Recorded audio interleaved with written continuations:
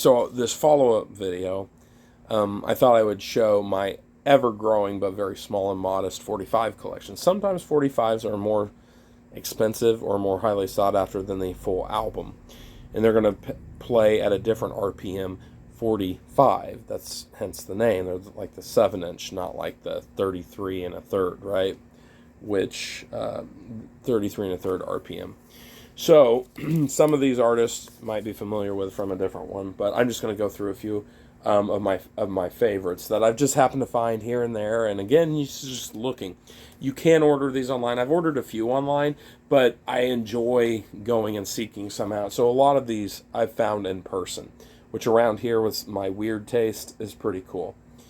So found a copy of North to Alaska with the Battle of New Orleans by Johnny Horton. Actually in very, very good condition considering the paper's falling apart. Everyone knows Centerfold by the Jay Giles Band or Giles Band. But nice paper copy. Nice sleeve. And sometimes they're in very good condition. Sometimes they're very damaged, but pretty cool. Now, some don't have sleeves. But I really like the theme by Elmer Bernstein, one of the greatest composers of film. The theme from The Man with the Golden Arm, not the Golden Gun, not the Bond movie, but the Frank Sinatra about was he like a cocaine or heroin addict? So really, really cool. 45 there. I did find it's not in good condition, but it's an old Columbia release. Let's see. Sometimes they tell you the year on these things, but this one doesn't. I Still Miss Someone and Don't Take Your Guns to Town by Johnny Cash. So a little scratched up, but because of the title and the inexpensive price, I had to go ahead and pick up a copy of that. Not a big Phil Collins fan, as I've said. Much more bigger on the Peter Gabriel kind of Genesis. But Do You Know? Do You Care? And I love his cover of You Can't Hurry Love. I think it's one of his best recordings from his heyday on Atlantic Records. Pretty cool. This one was my mom's. Very, very bad condition. Very scratched. You can sort of clean them up with isopropyl alcohol, and there's like special brushes, and there's techniques, but ultimately a bad record's just like a bad CD. It's it's damaged. These boots are made for walking, so pretty cool. Nancy Sinatra. These boots are made for walking. The B side was The City Never Sleeps at Night.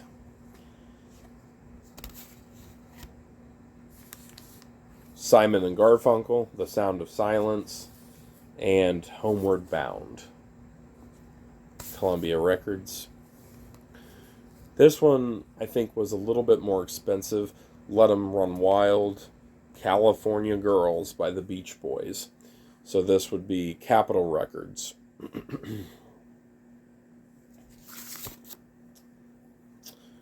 Abracadabra, the Steve Miller Band.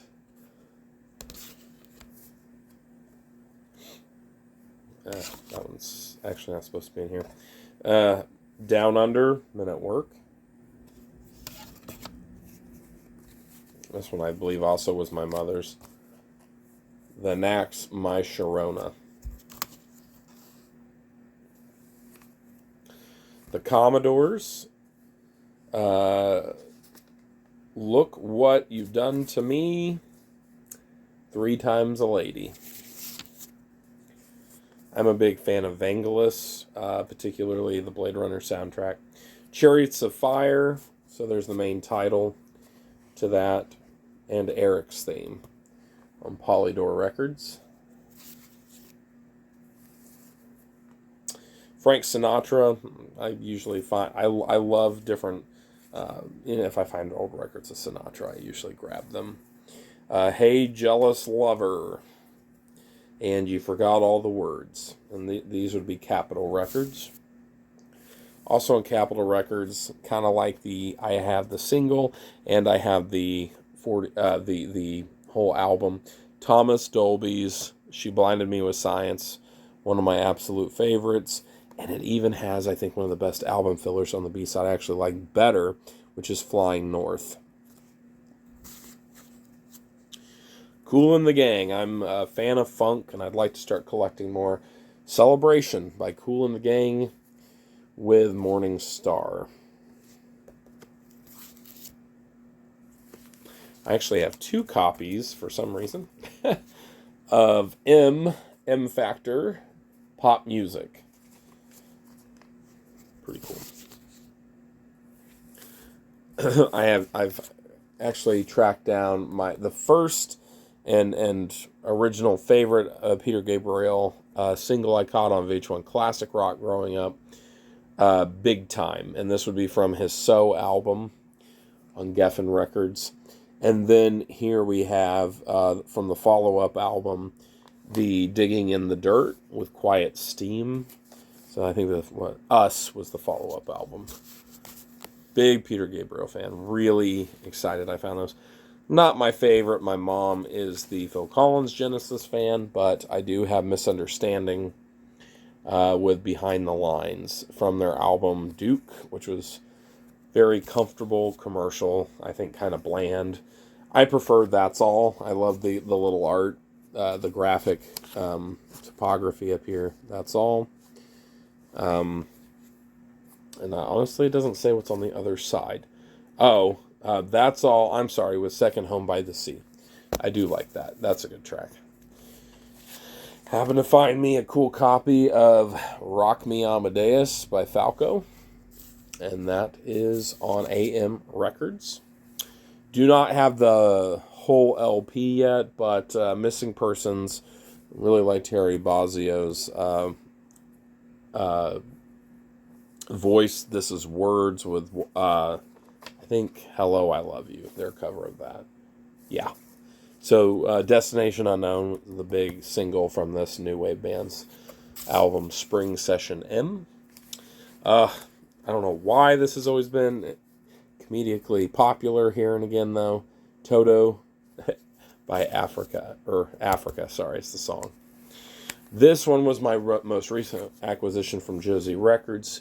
$2 for "Cars" by Gary Newman, and awesomely enough, from a different album, so this had to be a little bit later, pressing "I Die, You Die," which was not on the Telekin album, but it was from those recording sessions. Donna Summer, "Gotta Love, I Feel Love." And this would be, let's see, the B-side, "Can't We Just Sit Down and Talk It Over?" But "I Feel Love," great, important track for analog synth people. The Clash, "London Calling," and "Train in Vain, Stand by Me." I do not own any Adamant LPs, but I would very much like to get a couple. Goody Two Shoes with "Crackpot History," Adamant on Epic Records. And here I just happen to have 3, and we'll end it here. Shorter one. I have a few more 45s, but I'm just going to stop it here with my favorites. Actually really cool. I think actually pretty rare. Stiff Records, "Be Stiff" by Devo, which never made it. This is from the "Q Are We Not Men, A We Are Devo" sessions, and it includes as the B-side "Social Fools." Probably 2 of the best recordings that did not end up on their debut album, but they're so great. And the "Social Fools," I noticed, it sounds different. It doesn't sound like the typical recording you hear on CDs with special, tracks or whatever, added tracks, bonus tracks, I guess is what they're called. So I have this one by Devo.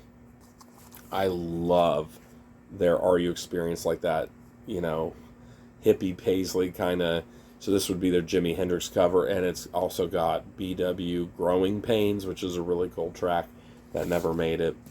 And that's from their Shout album, my favorite of theirs.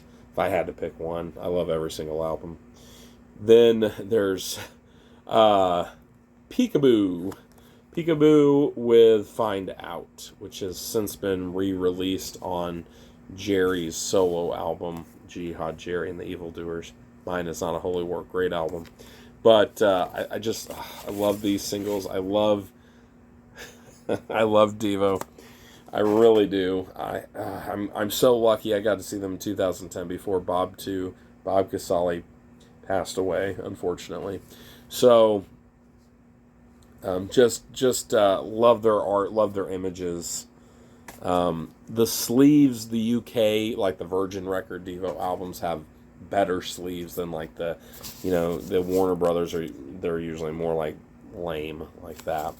So I might kind of go out of my way to get like the Whip It from the Virgin Records. But it's just fun to collect this stuff. It's not necessary, but it's I'd love to get a real setup someday. I guess just for fun, I might show you. I actually Tiger Records in Colorado Springs, nicest guy, that gentleman that owns that place. Found a copy of Peter Gabriel Plays Live, and I thought I'd start collecting. These are what I remember starting to listen to music on. Side 1, Side 2. I remember the cassette tapes, but I don't have any Devo. I don't have any, Bowie or Kraftwerk or any, anything. But he gave this to me free. Pretty nice guy. Very, very cool. So a shout out to Tiger Records for the generosity here when I picked up a couple of records. A Yes and I think Iron Butterfly. But really cool. Actually sounds pretty good on this, considering these you do want to be careful with, or those cheap little Crosleys you buy. They might be like the suitcase one or whatever. They might be really cool to look at. They can damage your records. Just FYI. I've not had any issues with this particular model. But it's a little bit better of one. The best thing would be getting an actual turntable and passive speakers, right? Which will hopefully someday be the next step. But thank you for watching. Feel free to hit subscribe if you want to see some other really bizarre and random things that I might show your way. Some of this I've gotten locally: Warrensburg, Missouri, Sedalia, Missouri, Josie Records, local antique stores. Half Price Books, the chain. There's one in, Harrisonville, Lee Summit. Really great place to get some pretty cool records, laser discs. They can sell those things at those places. When I was in LA, I did go to Amoeba Records, which has a great selection. There's a lot of places.